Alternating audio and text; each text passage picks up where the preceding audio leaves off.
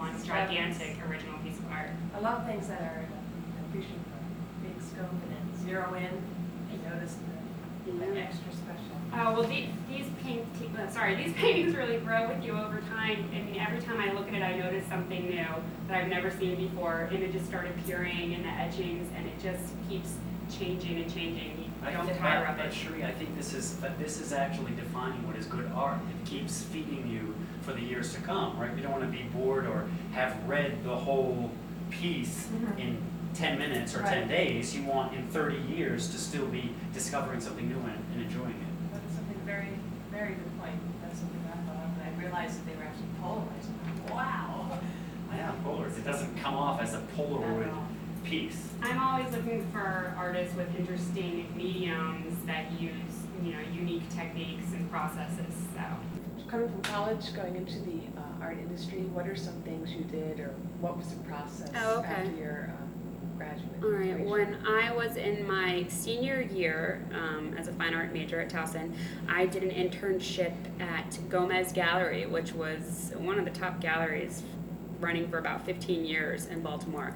Did my internship with them, and I was with them for about half a year as an intern, and then they offered me a full-time position, so I was there for another half a year, and then they closed down. After 9/11, things kind of went downhill, but it was an amazing experience. The artists that were represented there were some of the best contemporary artists I had the pleasure of meeting and working with, and he gave me a lot of liberties and freedom to get my hands into lots of different areas of running an art gallery. It was a great experience. So I did that, and then I was hired to be the program director of Art with a Heart, which is a nonprofit art organization that brings visual art classes to at-risk youth and underserved people in the Baltimore community.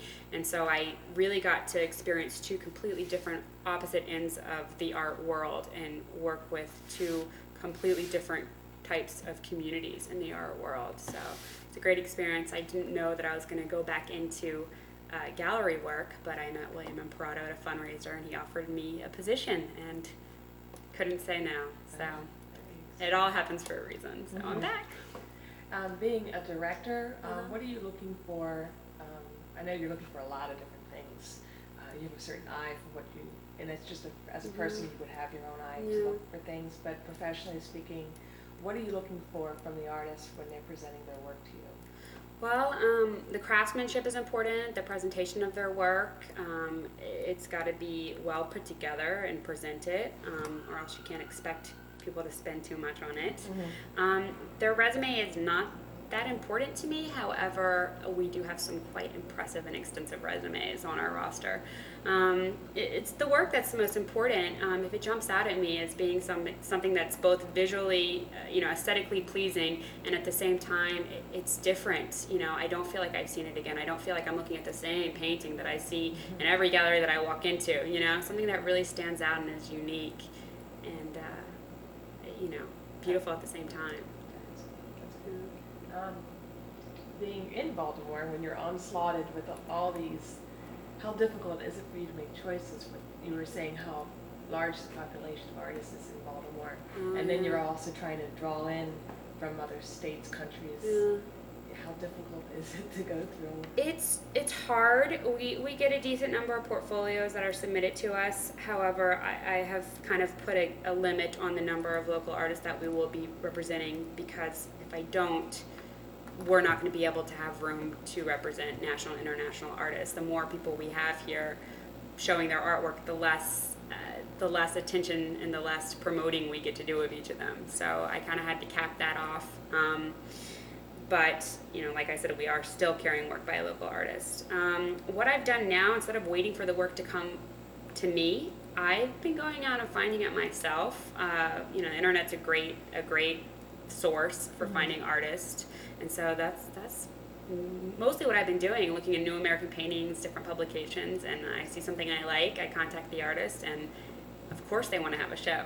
So it's pretty easy, actually. The hardest part is when you have to reject people, or when it turns out that it's not working out. The hardest part is when you have to discontinue a relationship with an artist because it's just, the stuff isn't moving and it's just time to give someone else some wall time.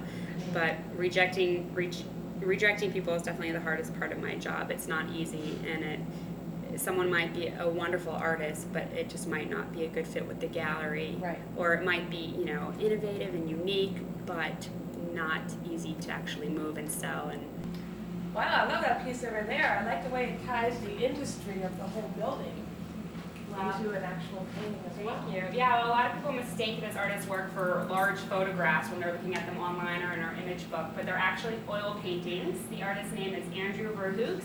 He is a Canadian artist, so technically our first international artist that we ever showed. His work was on our first show called Man-Made. There were sculptures, photographs, and these large-scale oil paintings. And what he does is he paints images from kind of his eye looking into the inside of his car, like the engines, valves, Okay. etc. Yeah, and so this one was our invitation piece. It's great because it just kind of sucks you right in there, and it's got a lot of depth. And the depth in a different sort of way. Usually when you would, in most of the works that I've seen and done, you've seen this kind of blurriness done in the distance, and the sharpness done. Yeah, the same thing that a camera's eye does. It's gonna either have the, you know, it has a depth of field here. The background isn't focused and the foreground is blurry. But yeah, it's a prime example of photorealism at its best, I think. Very much. Hey, what happened to Carl? I have no idea where he ran off to. Here I am, guys, but not for long. See ya, Cherie.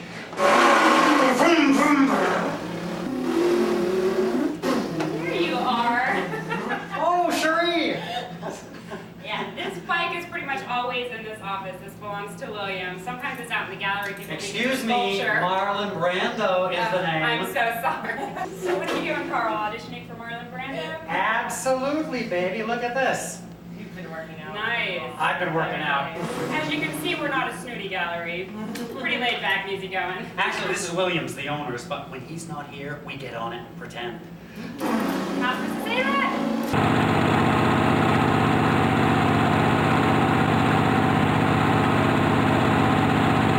I wouldn't necessarily say that the majority of art directors are men or women. It's probably pretty even, about 50-50.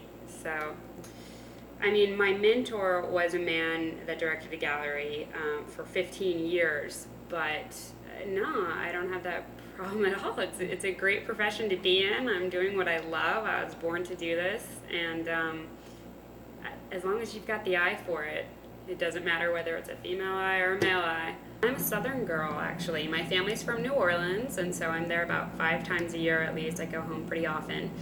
I was born in Dallas, Texas, though, and I lived there until I was about 13 years old, and then I relocated to the Montgomery County, Washington, D.C. area, and I went to middle school and high school there. Came to Towson University for college, was going to be a veterinarian, started my courses, decided to switch my major to art. It was something I always loved. I got my first darkroom when I was 16. My mother is an incredible artist, not professionally. Her mother didn't encourage her to pursue that, but something more reasonable for that time. But my parents have always been really supportive and told us, you know, do what we're passionate about and we'll be successful at it. So I majored in art. I'm glad I did, and decided that, you know, I think the more practical route was to be on the business end of art instead of trying to be an artist myself. It is just too scary for me and too unstable. I see what they go through, and you never know when you're going to sell something and when you're not. So being on the business side of it allows me to be creative and make creative decisions and be inspired by what I'm surrounded by on a daily basis. Cherie, can you tell me a little bit more about this piece? Yes, this piece is, well, her name is Daisy. I'm pretty sure it's called Daisy, Open Up Your Fist. We just got this in. It's by artist Karen Swinholt, who lives in D.C. She also, she lives in Virginia, but she shows in D.C. And other places as well. This is a terracotta piece, so it's one of a kind. This is the original, and she can cast up to 9 either in resin or bronze as well. Yes, and Daisy is part of a cloud. You can see her hand here is transforming into the cloud base that she is floating on the glass, kind of gives you the illusion of being suspended. She's levitating. So, yeah. Come on, Christine, let's get going. We can leave him be playing around, as usual.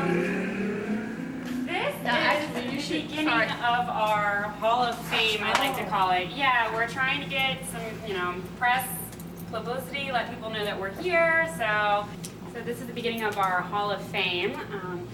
Some, publications that have been very nice to us, help spreading the word about the gallery so people know we exist. City Paper is really good with, spreading the word about what's going on in the art world. Style Magazine, The Examiner, they've all been really, really great to us. So we've had some great press coverage so far. About his work here, they do look like photographs from that size. Well, this is a sculpture, Oh, okay. and these are more of the paintings by Andrew Verhoegs. They still look Yeah, they're Very gorgeous. good. And here, Kara Ober's the featured artist in the Urbanite recently, so there we go, one of our more recent paintings. This is Carlos Terrat's. So far, this is the most successful show I've had. He's a photographer from LA who sets up these organic still lives in his studio and then shoots them looking through plexiglass that he paints on and scratches on with the camera. Neat. Yeah, it looks digital, but they're just very surreal and organic, and they sold very well. Some coverage on Matthew Kern's show, Polaroids that we were talking about. And hopefully we'll get some good coverage on Cursed Blessings.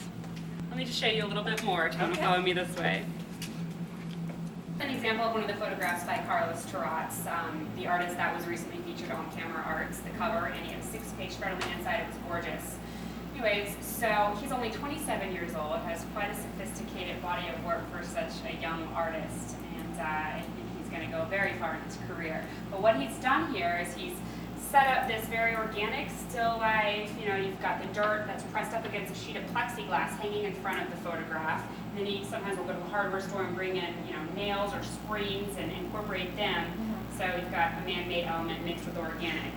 And then on the plexiglass, he paints, maybe brushes the paint, sprays it, scrapes it off in some areas, and then the picture is taken with a medium format camera. So it's actually color negative. And it's taken looking through the plexiglass, so nothing is digital. It's all actually set up in the studio like this. Oh, okay. Well, that's really interesting. This line goes across here, and it's both halves. Yeah, it's kind of like an underworld. Yeah. Fire. We've gotten great reaction to his body of work. Excited to see what he creates for next year. Construction going on around here. We have is it the Ritz-Carlton condominium? The Ritz-Carlton residences are going up, yeah. And does they have any kind of communication with you of how long that's going to take, or? Residents should start moving in by the end of the year. Really? Yep.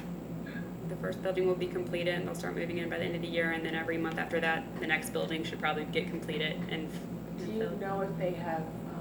They've basically 70%. Last time I checked, 70% of them have been purchased. So definitely going to change the whole landscape on this side of town. Oh, yeah. Very exciting.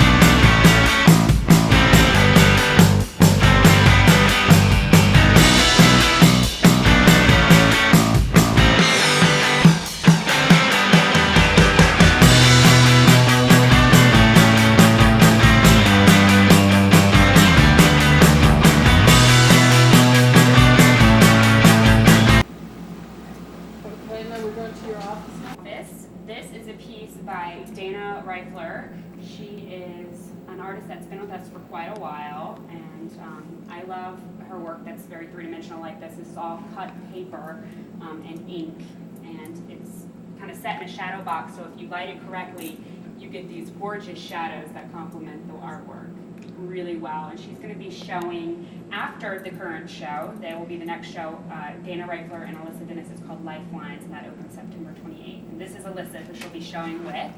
These pieces won't be in the show because they're older, but we'll have all new work by them in the show. Good compliment with the lady here.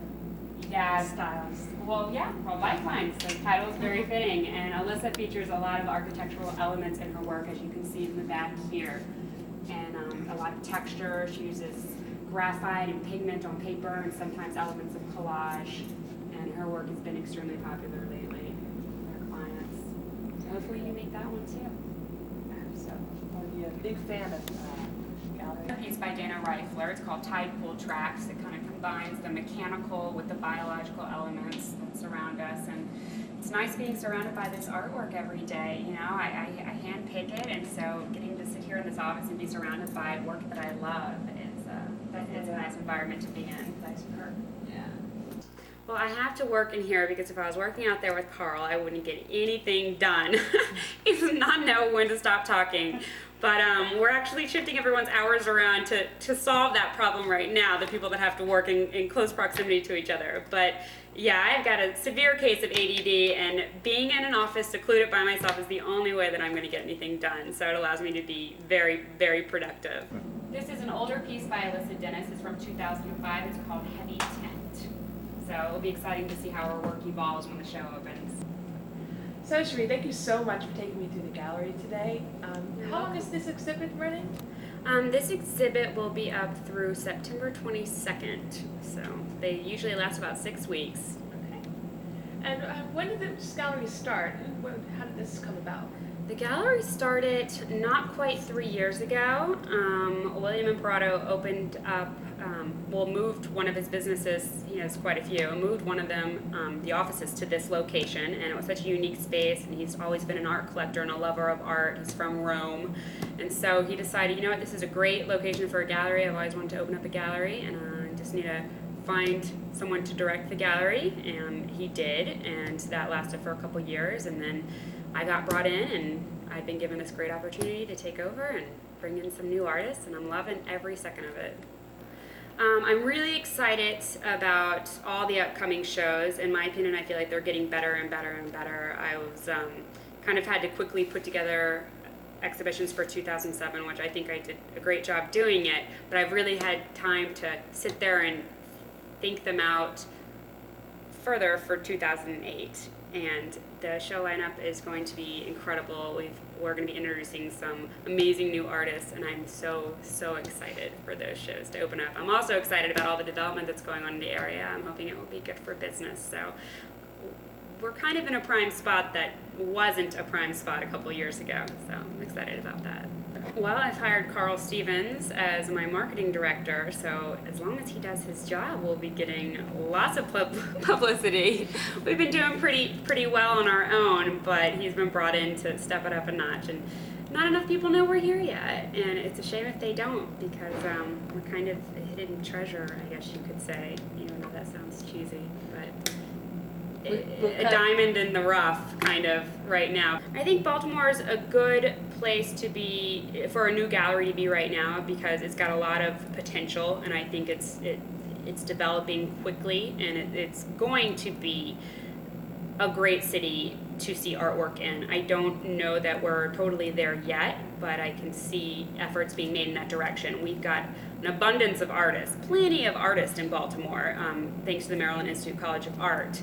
So there's definitely no lack of artists, but there could be some more collectors. So I hope that with the development that's going on, that will introduce more collectors to the area. I think word of mouth sometimes is the best form of advertising, you know. When I look at advertisements, they don't usually do much for me, but if someone has had a personal experience with that company or organization and says something, you know, recommends them or says something good about them, that's what you go off more than anything, word of mouth, I think. So I think the more people that come and visit us, the more word will spread about us and the more people will come. There's so many galleries in Baltimore that are here to help support the local artists, which is fabulous. And in the past, we primarily showed local artists, and I'm going to continue to support local artists and show local artists, but not limit myself to just showing local artists. We've begun to bring in international artists and national artists as well. And I think it's nice because, you know, you don't have to go to New York to see work from other parts of the world. You can come here in Baltimore and see work that came from Paris, you know, work that came from LA, Canada, New York City, you know, without having to actually leave the States. Any day the paintings from Paris should arrive. I can't wait to see Tung Lo's work in person. I've never even seen it in person, but we'll get them up on the wall by the beginning of next week, I promise. So the show will be up through the 22nd. You've got to come by and see them while they're here, please. And the way his work pairs with Kara Ober's, it's a perfect match. So please come check out Kurt's Blessings if you get the chance. If not, there will be plenty more wonderful shows to come and see. You can either go to our website, which is www.galleryimperato.com, or you can call us 443, and I'm a little dyslexic, so I'm going to go slow on this, 443-257-4166. And of course I say this every day of my life, but I'm going to say it again, 443-257-4166. And then you can find us. Just come down to Locust Point. We're right next to the Wine Market, Merritt Athletic Club, and the Foundry on Fort. If you follow signs from 95 right to Fort McHenry, you have to go past it. But certainly we'd be willing to show you what we have to offer and make a win-win situation out of that which we have and that which you want. Well, in reference to Kara Ober, boy, I wonder how short I can make this comment. I told earlier that I have spent most of my life abroad. What I find in Kara is a very mindy artist, and I'm a great lover of the mind, and I'm a great lover of psychology.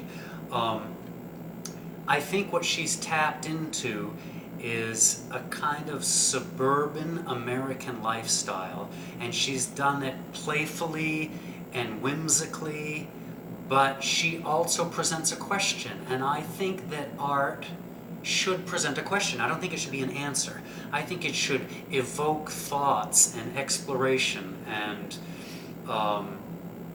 questions. What am I made of? What am I not made of?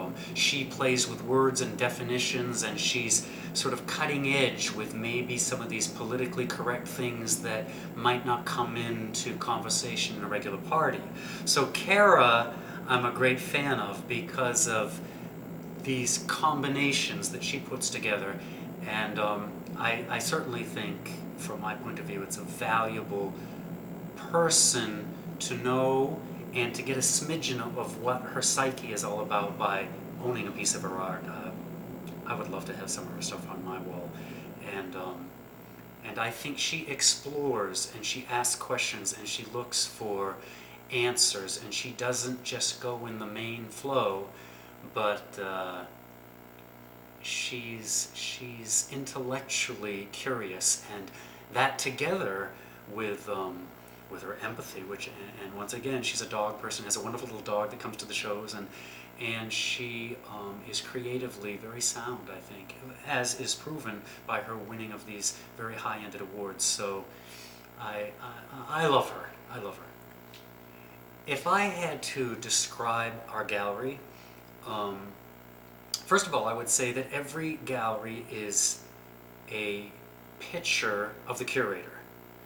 And our curator, I think, is very modern and very cutting edge and very contemporary. I think she's ahead of her time, and I think that's a very important thing to happen on the planet. And also, I think curators are educating the population in what is art or what is good art. And I came on board because I believe in her, Sri Landry, and I think that her aesthetic is just phenomenal. And I can work together with her, and I used to be her boss in another gallery, in a way, a manager, and now she's topped me, and I grind my teeth sometimes about that, but ultimately I'm willing